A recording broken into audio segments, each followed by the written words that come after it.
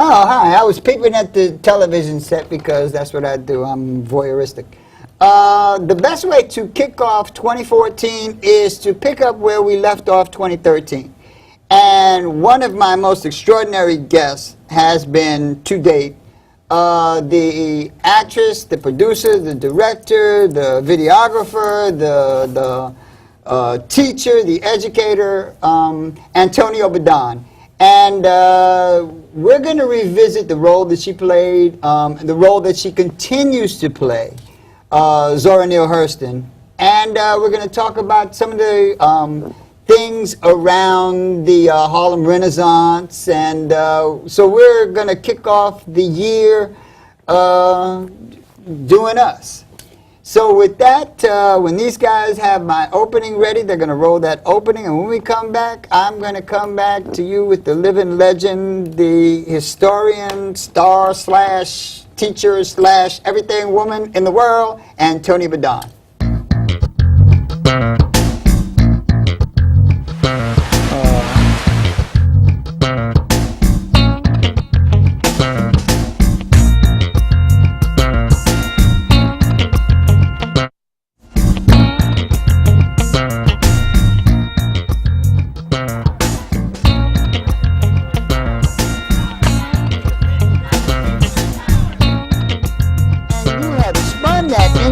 Where the victim is now the perpetrator and the perpetrator is now the victim. And that just drives me crazy.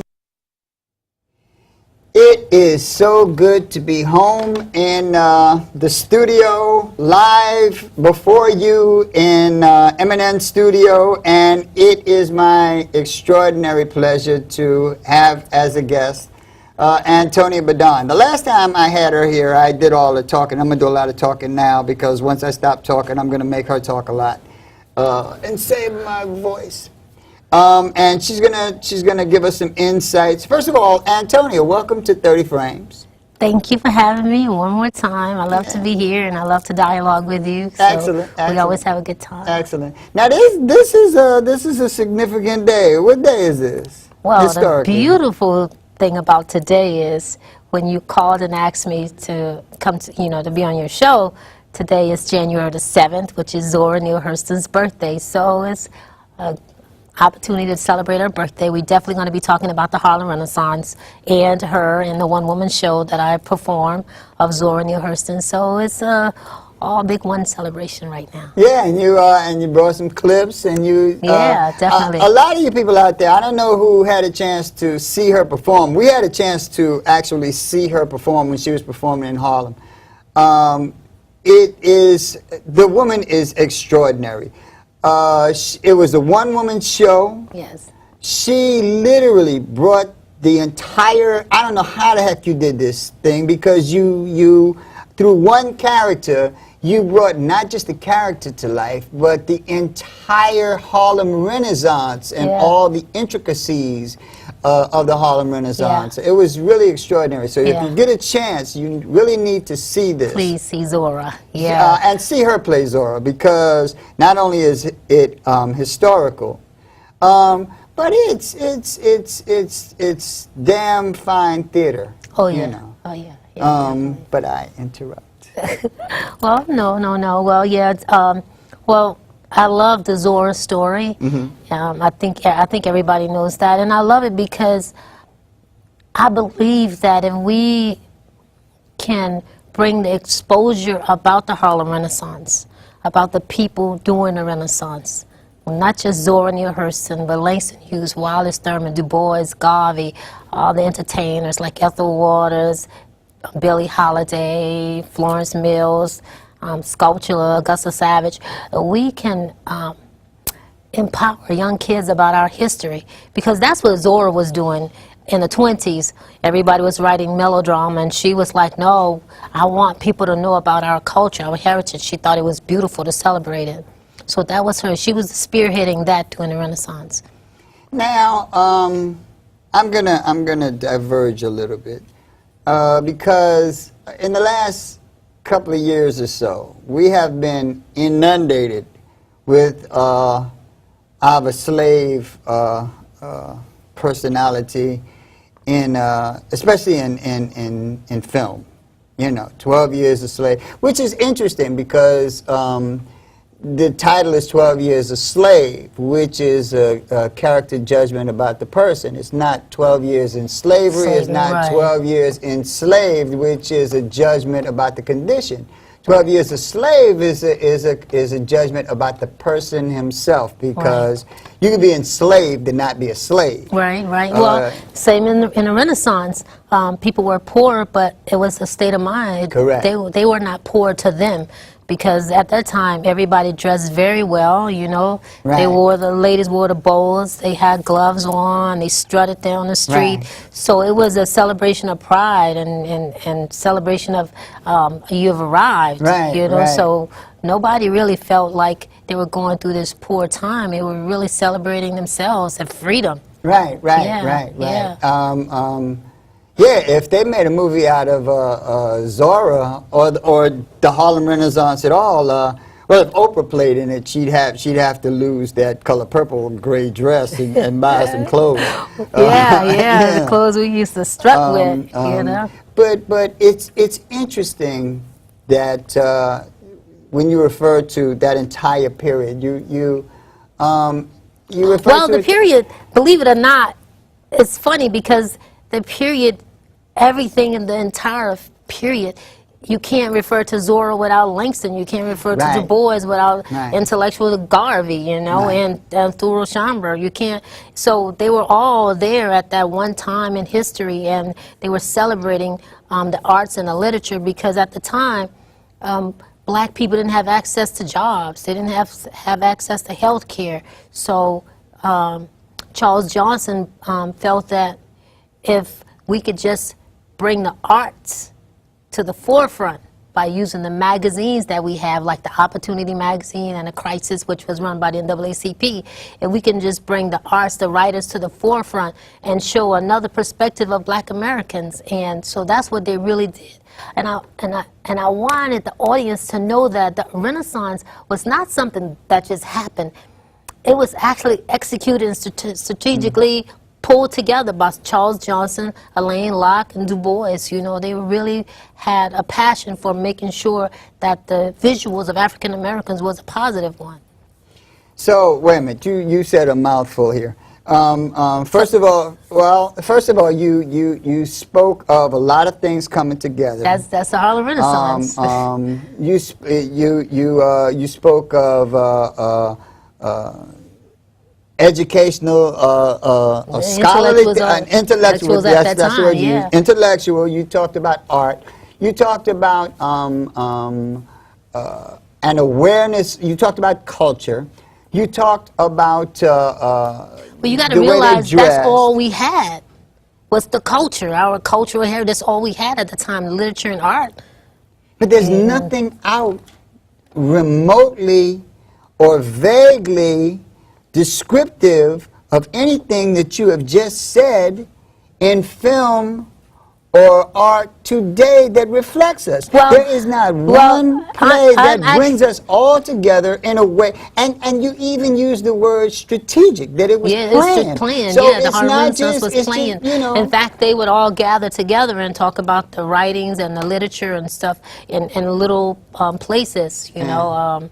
Jessie Foss would be at the Dunbar Apartments, and she would hold these salons and stuff. So, yeah, it wasn't something that just happened, that people just think the Harlem Renaissance just happened. Because even theater, they have something about Harlem, and it's supposed to be Harlem, but it's not. It has nothing to do with intellectualism. It has nothing to do with. It's just like hat, who, hat. It's all music jumping around and what. And don't get me wrong, you know, Which is I'm a fun, music yeah, guy. I love yeah, music, yeah. you know, but there's no storyline to it. There's no backdrop to it. There is no rhyme or reason to it. It's Right. I just understand what you're happy saying. Negroes singing and dancing like happy Negroes, you know, and Yeah, but you the know, I always Renaissance thought is that I've infinitely always more. thought that the people during the Renaissance can inspire us because they came up through hard times, you know. So like Zora Neale Hurston, she was 27 years old when she dressed herself up to make herself look like she was 16 just to go back into high school. You know, she really had a really hard life. Say that again. Say it slowly, all right? Because Zora this Neale is a teachable moment. yes, she dressed herself up like she was 27. 27 years old. She dressed herself up to make herself look like she was 16, just to get back in high school. To get back to high school. Yes, because she had a really tumultuous childhood. Her mom died when she was 9 years old. She was kind of like, went to live with the neighbors in the community.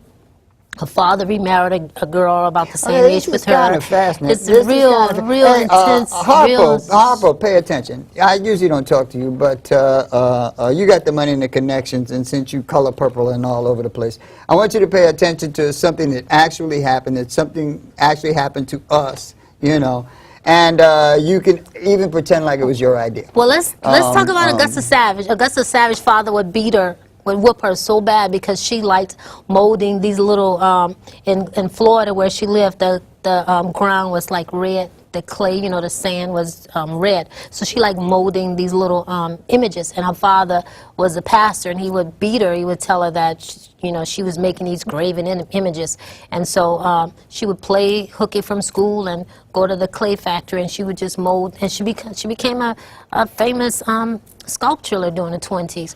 So you got these people who've had real, you know, real trying childhoods Right. that actually, you know, became really successful during the 20s. Now you're talking about a storyline. First of all, you're talking about a storyline where the setting is in the 20s. There's no Yes. real money in the country. There was no money, you know, there's they no were money in the country. having rent parties to survive. Right. You're also talking about a time when it was a premeditated tactic of the intellectuals at that time Yes. to bring about this A way of giving this the cultural young, cultural utopia, Yes, for lack yes, of yes. you're also There was talking one about, said that Harlem had more people in Harlem at one time than there was people on the face of the earth. wow. There were more people in Harlem at one wow, time, in a period in time. That was during the 20s. and there was a lot of interaction going on. I mean, Zora and Richard Wright had, you know, I mean, they I don't know if danced a they little dance. Well, I think Zora Richard Wright was always on, you know, he did Native Son. Yeah, You know, because they had the little sexist thing and the little snotty thing going on about. had a big falling out. Which Yeah, they didn't Zora like- and Langston had a big falling out. Yeah. And I think after they all started really getting their work out, they all Yeah. kind of had these little criticisms about each other's work. Right, But, right. But we got to check out our first clip, which is Aaliyah Walker. Okay, cool. I'm working with a project. Now, who is with Aaliyah Walker? Aaliyah Let 'em Walker. know. Yeah, Aaliyah Walker is Madam C.J. Walker's daughter. And Who is Madam C.J. Walker? Oh, you're going to play it. Play it. Go on and play it. And she'll tell you when we get through.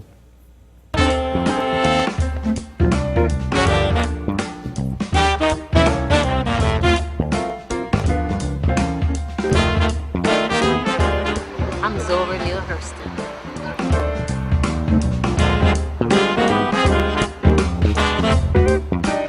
You can call me Queen Zora.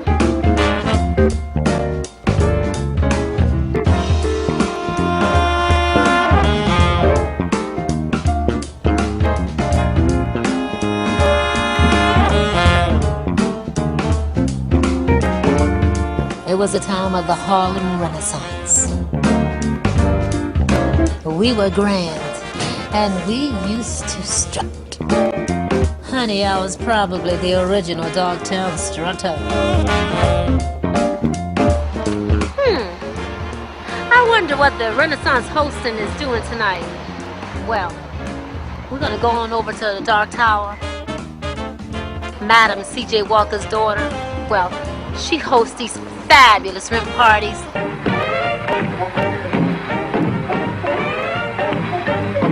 Oh my God, downstairs is drinking and partying and music. There was Claude McKay, Conti Cullen, Wallace Thurman, Dubois. Hey, Ethel Waters. Ooh, I knew them all. And we were all thriving, growing, finding out all about ourselves on all different levels. And none of that energy ain't never been matched. Oh, I know what America was. So this is why Langston called Harlem home. I'm Zora Neale Hurston.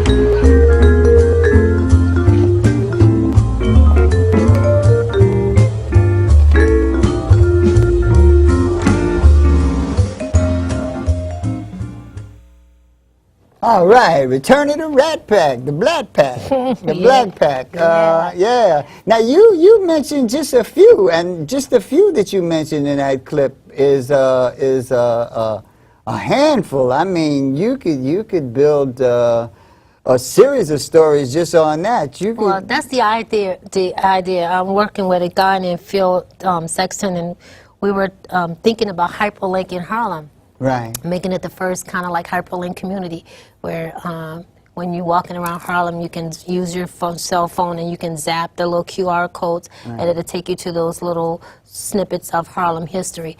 I think is a way that we can get young people aware, since most of the young people already handle cell phones and always walking around with their little handheld devices. Right. Is a good way.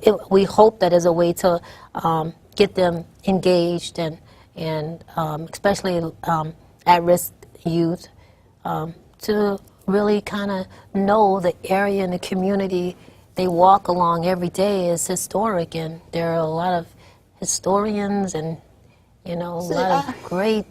I'm going to tell you, if I was a kid coming up today, I wouldn't go to school. I know it. I'd be in the street. Because there's nothing in the school system that speaks to me or anything I want, you know. And the community you live in. Right. You know, so you're in a community, you walk along the streets. Right. Adam Clayton Powell, Frederick Douglass. Yeah. I'd rather hang out with piano players and stuff like that. Be in the street hanging out in churches trying to figure out how to play piano. You know, this, and the stuff that they tell you, you know, pull up your pants, go to school, get educated so you can get a good job. You know. I think if we can inspire the young people with stories like these, I think we might have an opportunity to change, you know, to turn things around with the young people, the gun violence. You know, I think most of them just know who Martin Luther King is, and well, kind of. They knew Martin Luther King was freed a lot of people, good, die young, sort of thing. I don't think they know who Garvey is at all. Garvey at all. And Adam, they may not even know who Adam Clayton Powell is, you know, and he's... But I just don't think that they have an opportunity to seek their own level and have a shot at realizing their own dreams and fulfilling their own potential. Right. That everything is so generic, you know. Right.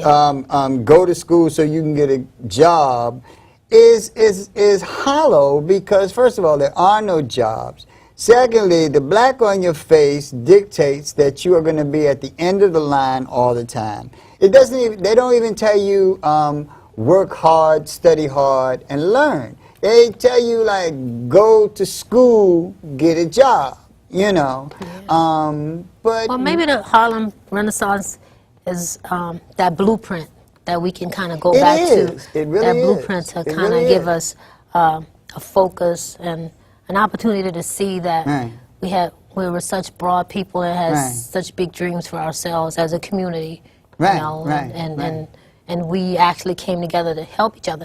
Now, Lil Walker, you have this very rich, very wealthy woman. Now, how did she become wealthy? Because her mom was Madam C.J. Walker. And Madam C.J. Walker was who? Madam, the wealthy. But I mean, she was a female entrepreneur. And white folks done stole that. They just like stuck an electric cord on it. They having a good time with it, you know. Yeah. But Madam C.J. Walker invented at that time the straightening comb. Yeah. The straightening comb. Yeah. And the straightening comb was revolutionary in the fact that it allowed black women to get a longer, Process, sort yeah, of straight more, hair, right. you know, I'm trying to be subtle about this, but a more American look to, you Yeah, know, yeah. a more Euro-friendly aesthetic. And women are women. They like to, like, you know, do things with their hair and like their nails and stuff like that. So anytime you give them options, you know, they love it. I don't care what it is, you know. Well, at the time, during the Renaissance, you know, Aaliyah Walker opened up her home, and so she was able to merge the young black artists and writers and intellectuals with the downtown whites at her house. So she turned her home. She wanted to. She was so interested in becoming this cultural hostess. So she turned her staff of white. That's extraordinary. That's extraordinary. Into That's a extraordinary. salon, nightclub, and so, you know, she would have these extravagant parties there, and so everybody would get to mingle. On the top floor, she had a library with African American writers, and downstairs she had the music.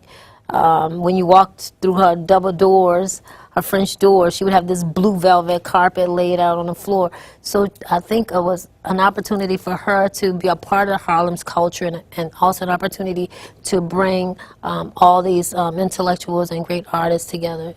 So that was Aaliyah Walker. I think she did a big, great thing for Harlem. And the Conti Cullens Library.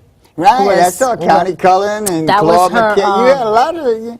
And that was actually, no, that was the actual building that her brownstone was at. Right. The Dark Tower, which was given to her through Conti Cullen's poem. That he had in the poem. He called it her place, the Dark Tower. So she kind of held on to that name. And the next clip, I think, is the Niggerati Manor. So he can. If he has it queued up, we can take a look at it. Yeah. This is good.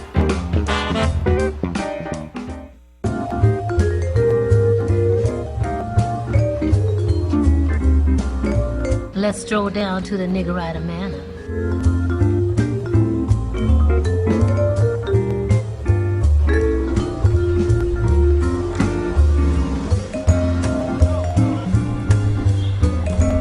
I'm running a little late. I'm going to meet Langston at the Niggerati Manor. Let everyone know I, Queen Zora Neale Hurston, coined the villa Niggerati Manor. Is my way of describing the intellectual elite of the Harlem Renaissance. Now, it's comprised of myself, Wallace Thurman, Aaron Douglas, Bruce Nugent, Gwendolyn Bennett, Langston Hughes, of course, Conti Cullen, and Helen Johnson. We all met here at Niggerati Manor and playing fire. The name fire, as Langston said it best, was to burn up all old, dead, conventional Negro whites' ideas of the past. So, in a sweltering heat of the day, in the hot house, we all met here at Niggerati Manor and playing fire.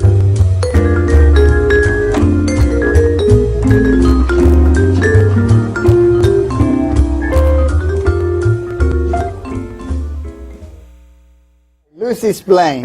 Zora explain. Niggerati Manor was that Zora actually coined that term. The guy Langston and Zora and Wallace Thurman, you know, he was the only one had a job at the time, and so his rooming house was free, and they all used to hang out there.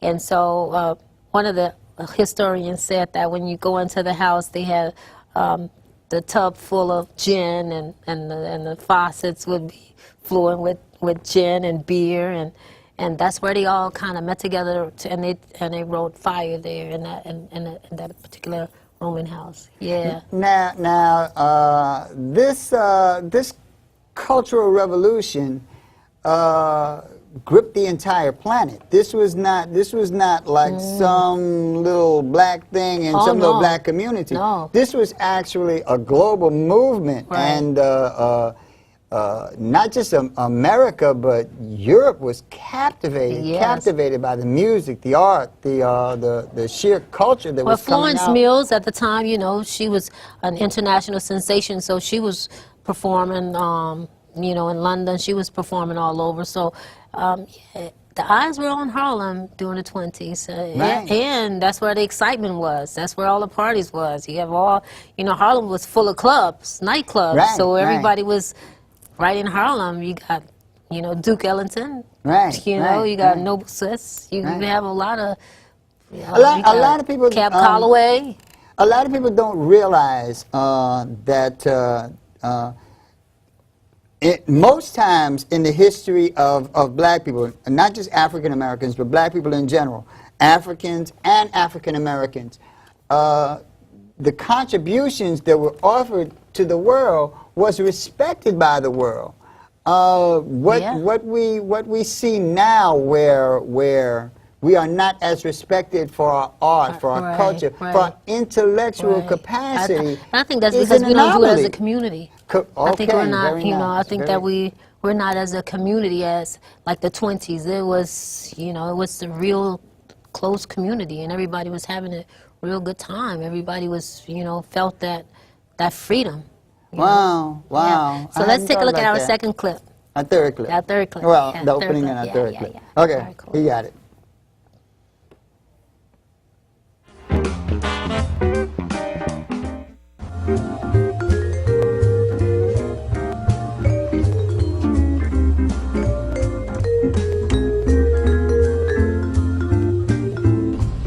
See, me and Langston, we wanted to do this Broadway collaboration, and we were going to call it Mule Bone. Mule Bone. Mine and Langston's energetic and hilarious comedy about two song and dance men and the woman who comes between them. It was set in 1930s.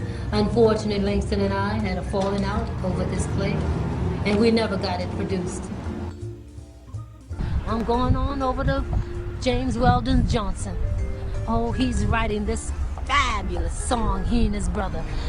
I think it goes, lift every voice and sing till earth and heaven ring. Lift every voice and sing till earth and heaven ring. Ring with the harmony of liberty. Let our rejoicing rise high as the listening sky. Let it resound loud as the roaring sea.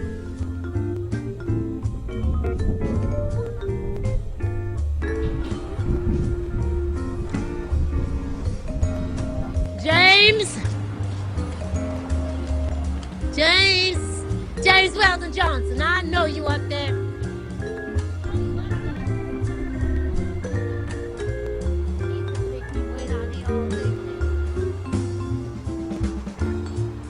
You're supposed to be finishing up the rest of the work. Lift every voice and sing. We waiting for you.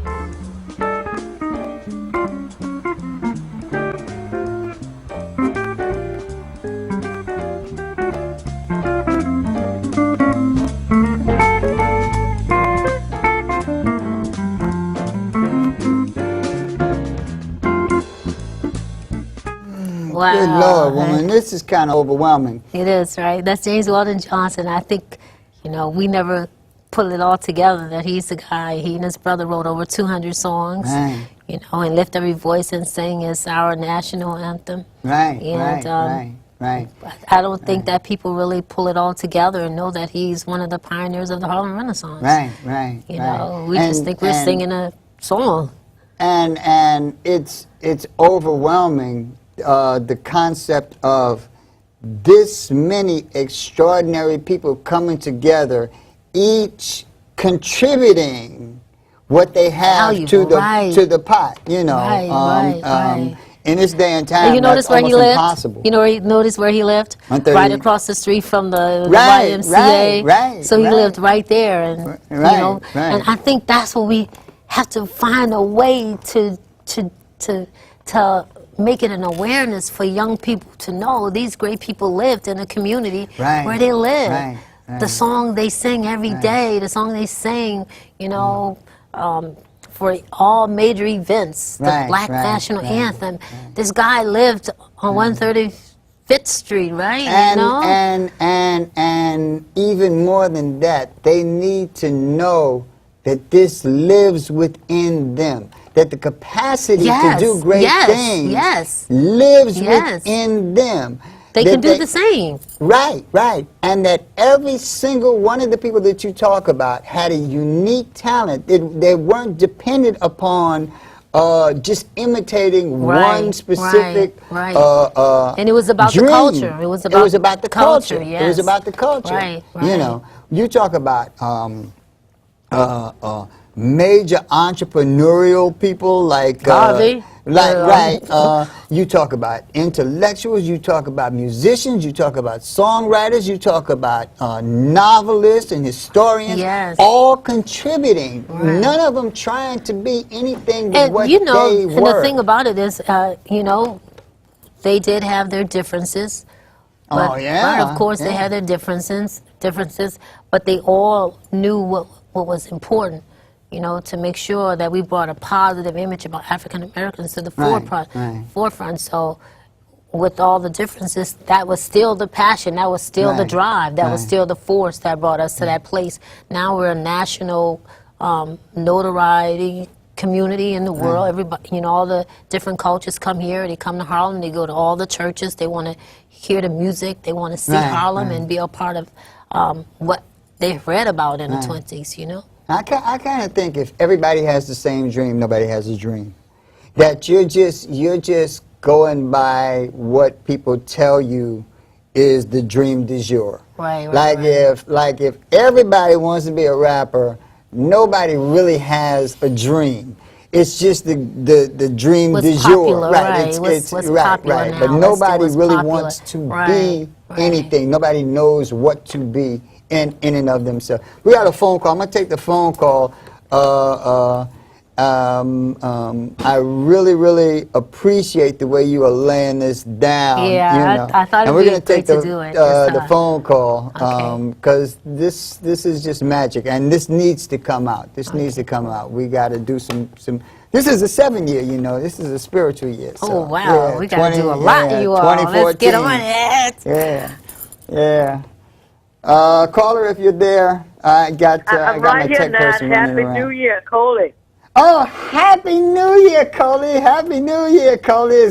Speaking of extraordinary people. I'm so excited. This sister is absolutely powerful and wonderful. And to talk about the Renaissance was an attempt at unifying the African and the United States. And it brought Africans from all over the world, but specifically Africans from within the USA and the West Indian Islands. And to see this young woman really taking this piece and developing a tool that young people can use to go forward is just what we need at this moment. Thank you. And not just young people, for all of us. Oh, yes. We all got it in the bones, you know. Yes. She was talking about James Weldon Johnson, and then I was remembering that she was speaking that the man died in a car accident because they refused to take him to a hospital because he was black. You know, we began to think about these great leaders. And I used to live at 212 West 137th Street and didn't know he lived on the street. You know, my feet's getting to light now. I'm getting real light. But thank you for this, Nat, and for all the powerful work that you are doing. Thank you. And this young woman for bringing us these critical moments, because we need the Renaissance. We need it now. Yes. And it's time for the new Renaissance. And Nat, I think you're on the cutting edge, baby. Keep it going. Keep it going. Thank Keep it you. moving. Happy New Year, everybody. Oh, Happy New Year. Yeah. Yeah, I'm like a Leah Walker. I'm just somebody with a house, and a whole lot of people are coming to my house, and Well, let's do it. You know, so I'm because just that's what they did. Yeah. You know, that's what they really did. I think that we need to get back to that. You know, All sharing right, the information. get back. I won't hold you. I know other people are trying to get through. Oh Okay. no! Thank you so you. much. Thank That's Cody Clark. Cody Clark is like yourself, extraordinary. She goes back to Medgar Evers. She's a giant. She was a giant in the civil rights era. She's probably one of the, if not the most active activists around. She's all through Haiti. She like Zora, you know, like Zora. Yeah. Haiti was a thing. Yeah. Zora Coley, there, Yeah. you know. And she is like yourself. Just Definitely like to meet her. Definitely like to. You know, I'm gonna arrange that. Yeah, I'm gonna please, arrange that. I'm yes. gonna arrange that. I think we have a place where we have a coming together of a lot of extraordinary people, and it's like good to check out. Yeah. You know, my staff so back there is the best in the let's world. go into the next clip. All right, go. Work your magic. We're gonna do the next clip.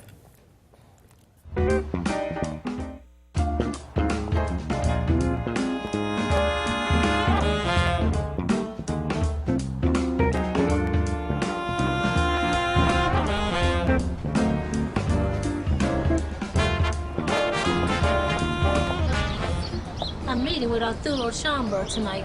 I want to bring him a collection of my new work.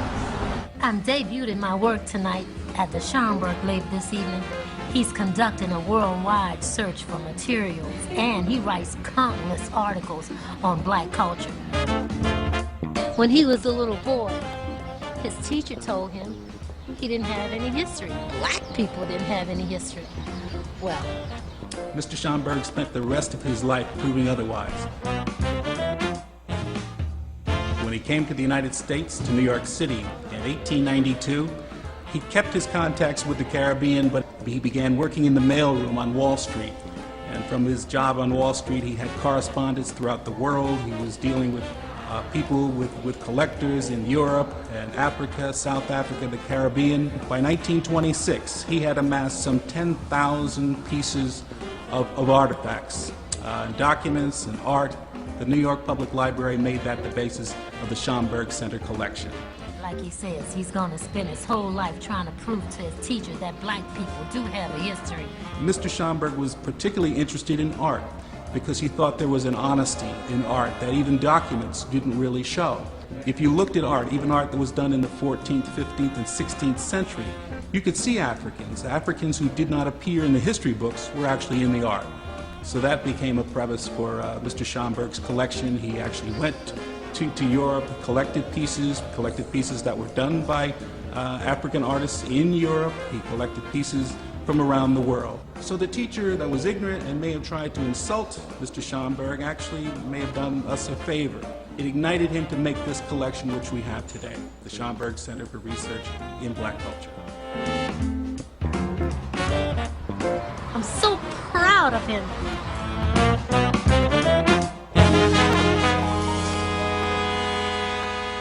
Goodness.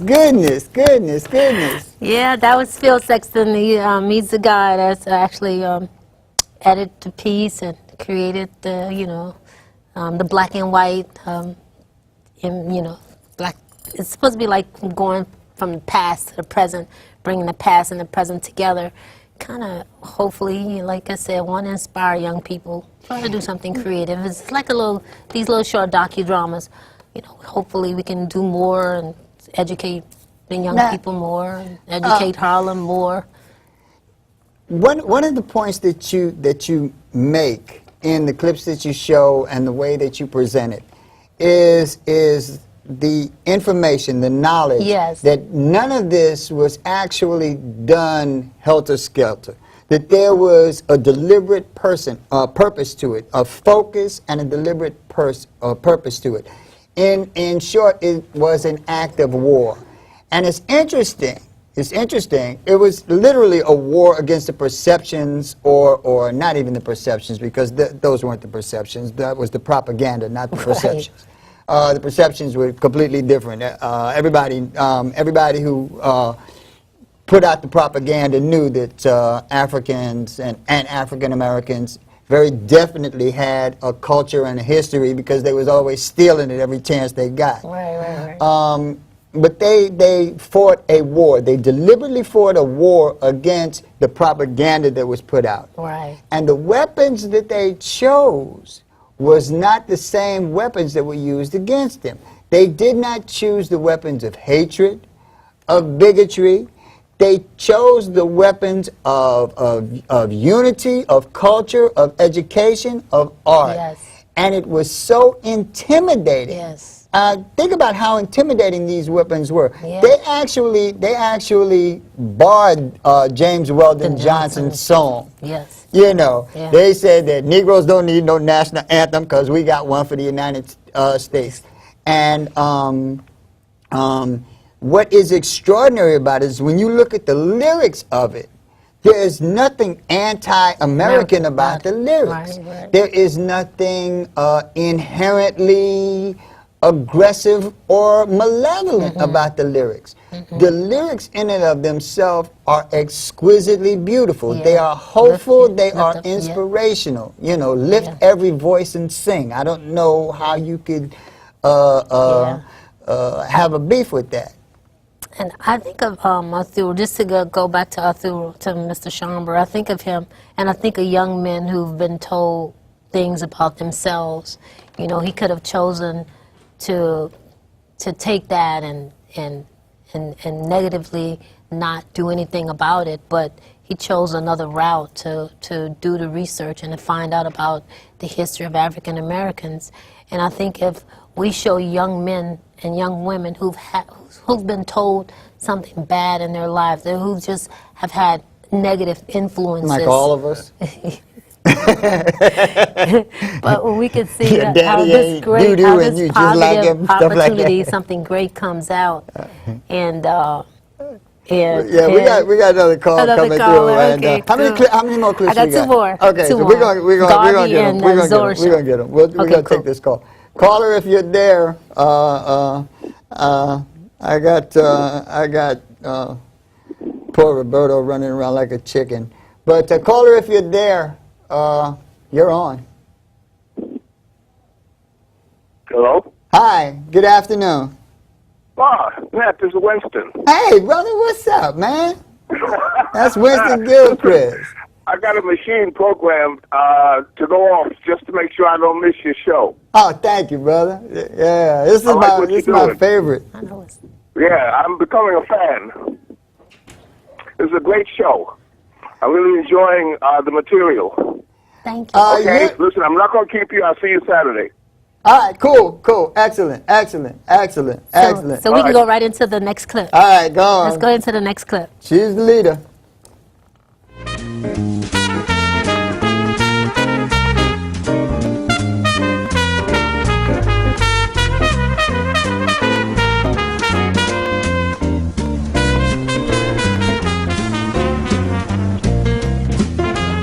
Ooh, there's so much going on here in Harlem. I'm going to meet Marcus at his UNIA office.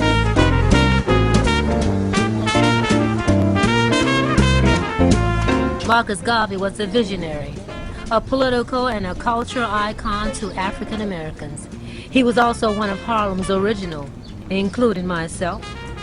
He believed deeply that the only way for the black man to achieve respect was through economics, politics, and a sense of well-being. The UNIA, United Negro Improvement Association, was an organization he established to proclaim black unity, not only in the United States, but worldwide.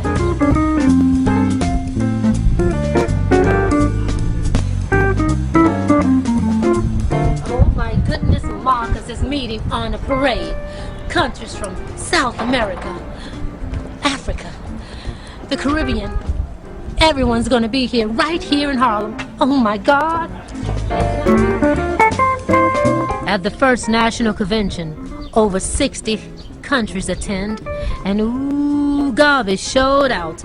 all laced in a military uniform and his hat.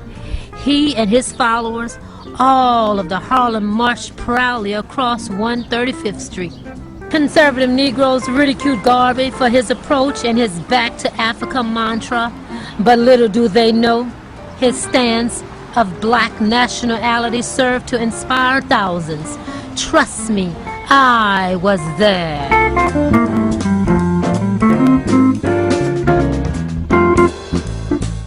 Oh That's your man! boy. Oh man! Oh man! Up you mighty race! Yes, You can accomplish what you will. This is just an extraordinary way to kick off The new year. The new year. Yeah. You know, because like I said, this is a 7-year. You know, 2014. 2 plus 0 is 2, plus 1 is 3, plus 4 is 7. This is a 7-year. Which means it's a spiritual year. Today is Zora's birthday. And today is Zora's birthday. So, January 7th. and to see how many extraordinary people came together to not just you know, turn a trick, make a personal buck. Economic empowerment. Economic empowerment and a vision for To move forward. to take the culture, the race forward. and to move us forward in a way that would move the entire planet forward. And I think it's Jamaica. They felt that Garvey was a prophet. Right. So Garvey is right. celebrated all over the globe. I mean, Right. there are streets in South Africa named Right, Garvey, right. communities in South Africa named Garvey. Rastafarians, you know, they celebrate Garvey. So it's not just in Harlem. You know, the first UNIA was actually developed in Jamaica, outside of Jamaica. Right. So, you know, New York is just, you know, an incubation that took place here in New York, in Harlem, for him to continue the progress of promoting economic empowerment for African Americans. And we're going to go into our last clip right quick, so that we can talk after What she said. the next.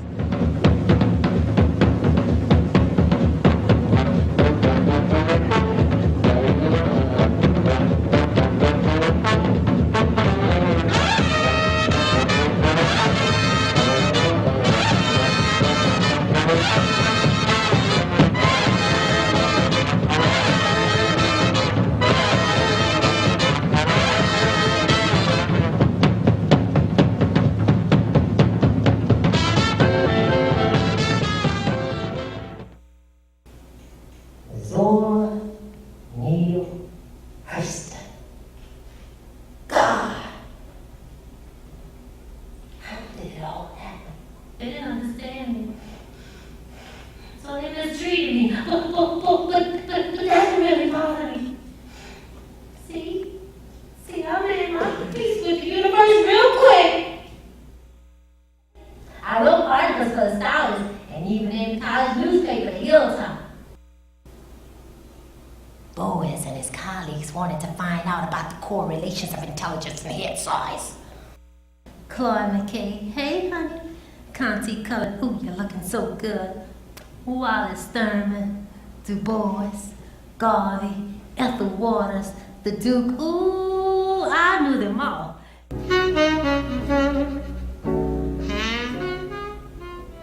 It was the jazz age then. We were exotic and beautiful. And Langston quickly realized, crow, crow, crow. I'm going to give you a hard time. No, dear, I'm not going to wake up in the morning and fix your eggs. No, dear, I'm not going to stay in the bed and fix your eggs. 6 kids! Look, I know it's romantic. Me and you and all those little crumb crushers in your mind. But it just didn't meet her. So I jumped in my sassy suit, my convertible, and went right down south to finish my collecting.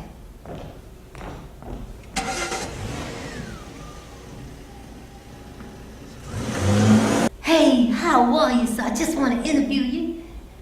Ooh, when I got to old Cujo a second time, I opened him up like a plan. Ooh, he just loved talking to me. My mother can't get this damn thing published. Now when I don't have to go no more, worry myself, sick, sleep over the snacks like some barbecue chicken, then like a dog in the night, and I'm getting nothing published. Oh, Papa Show ain't saying a word to me either. But Jonas is my first major piece published for my anthropology work. Music, man. Well, the show only gets to Broadway once, and the critics love it. When he didn't want to go down south with me, I immortalized his ass in my next book. But it wasn't. Where was my people in all that? It was a false picture.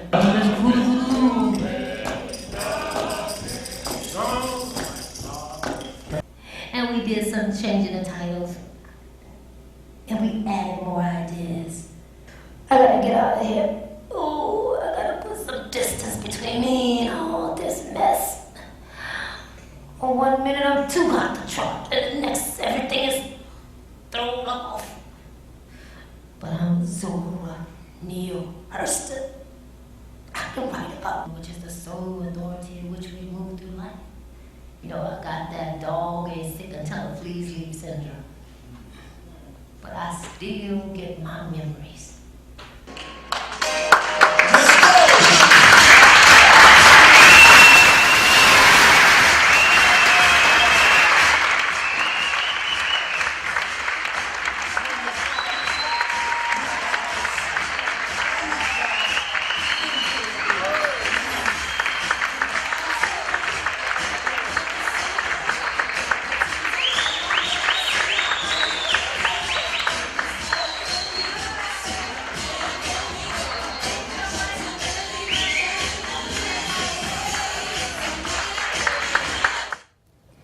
Oh, man. Now, see, I have an advantage over a lot of the viewers out there because I actually saw the play. And the one thing that you can't represent in the clips is the power of the storyline and the way that you interpreted the character. You literally brought Zora from the beginning to her conclusion, and all the pathos and emotion and triumph and tragedy that goes with it. Yeah. And there were times, I'm gonna tell you, you know, this is Eminem, so I can let you know exactly the truth. There were times when you could hear a rat piss on cotton. It was so emotional. The job that you did in bringing this character to life and still maintaining all the ambiance of the period itself, but bringing the character to life was just a tour de force performance. Yeah, that piece is 1 hour and 40 minutes. So it's a long piece, and you know, you gotta tell, you want people to really experience the story. You want them to really see her as a young child going through all the turmoil she went through, and how she really, you know, enjoyed the Harlem Renaissance, and how the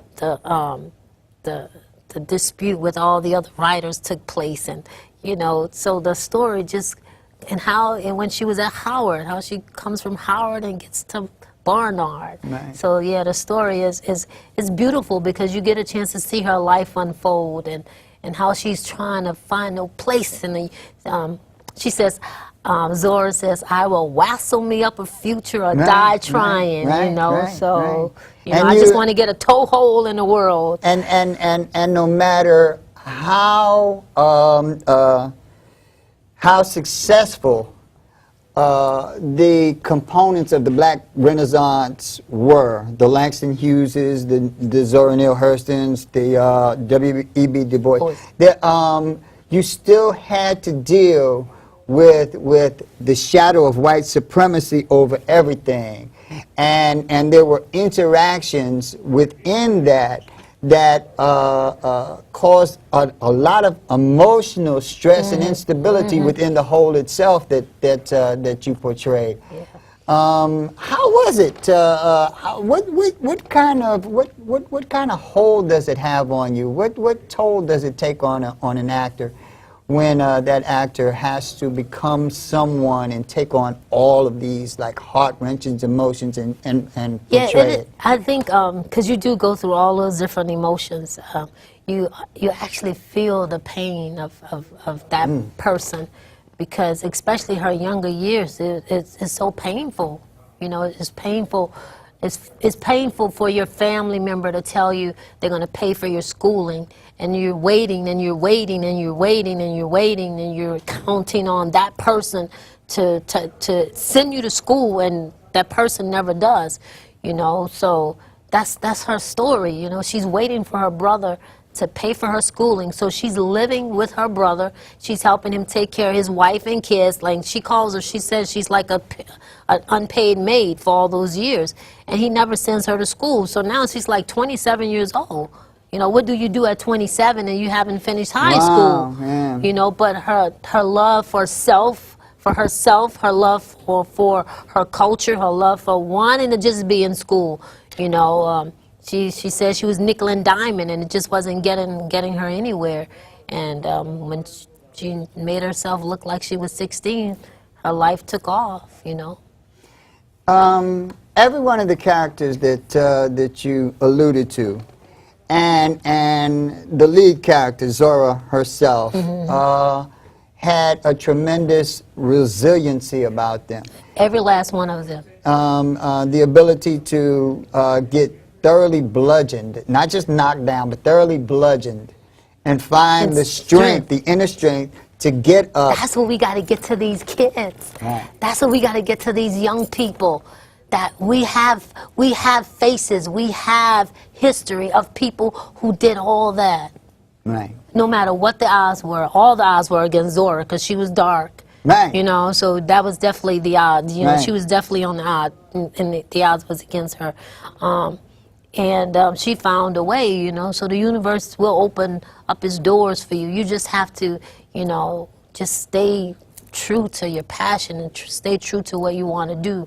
And I think if we, in turn, give these young people that renaissance, give them the history that they walk along the streets every day. You know, if you find a young kid who wants to go on Broadway or wants to dance, tell them about Florence Mills. You know, she had a struggle and she became famous, you know. And this, you got 30 seconds. They're getting ready to roll my music. So, you know, tell your kids about the Harlem Renaissance. Look at this one back. Tell your kids about the Harlem Renaissance. You know, just expose them to some of the artists, some of the historians, some of the intellectuals of that time. And I promise you, they're probably going to take those energies and take those characters and do something great with their life. So we can do this together, community. Up ye mighty race, you can accomplish what you will. We will see you next week here on 30 Frames a Second. Until then, keep the faith, be strong, peace. We're out. Thank you.